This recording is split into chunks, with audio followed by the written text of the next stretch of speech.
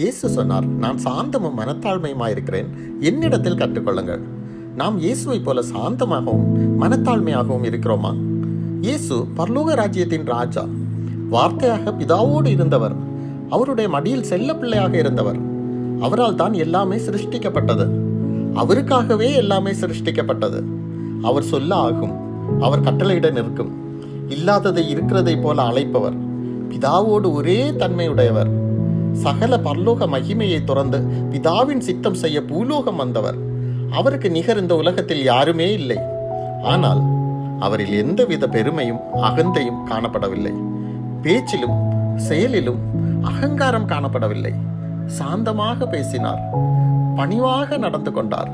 தன்னுடைய சீஷர்களிடம் நண்பனாக, சகோதரனாக, ஒரு நல்ல குருவாக சகஜமாக பழகினார். அவர்கள் இயலாமைகளை புரிந்து கொண்டார். அன்புடன் கண்டித்தார்.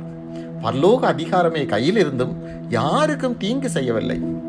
சேனைகளின் கர்த்தருடைய சேனை அவரின் ஒரு கட்டளையை எதிர்பார்த்து அணிவகுத்து நின்ற போதும் யுத்தங்கள் செய்யாமல் சமாதான பிரபுவாக வலம் வந்தார்.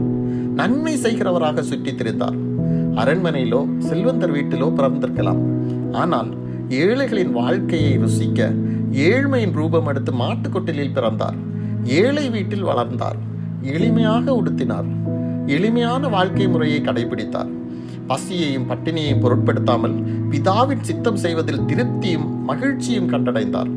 அவரை பின்பற்றுபவர்களாக காண்பிக்கும் நீங்கள் எப்படி? யோசியுங்கள். ஒன்றுமில்லாதவர் கூட பெரியவர் போல வேஷம் போடும் இந்த உலகத்தில் இப்படியும் வாழ முடியுமா? உடையிலும் நடையிலும் தாழ்மையின் வேஷத்தை தரிக்க முடியும். ஆனால் இயேசுவை போல மனத்தாழ்மையாய் இருக்க முடியுமா? ஆவிக்குரிய ஜீவிதத்தில் நம்முடைய ஆவியால் தனித்து எதுவுமே செய்ய இயலாது. இந்த உலகத்தின் மேன்மைகள் எல்லாம் அற்பமும் குப்பையுமாயிருக்கிறது.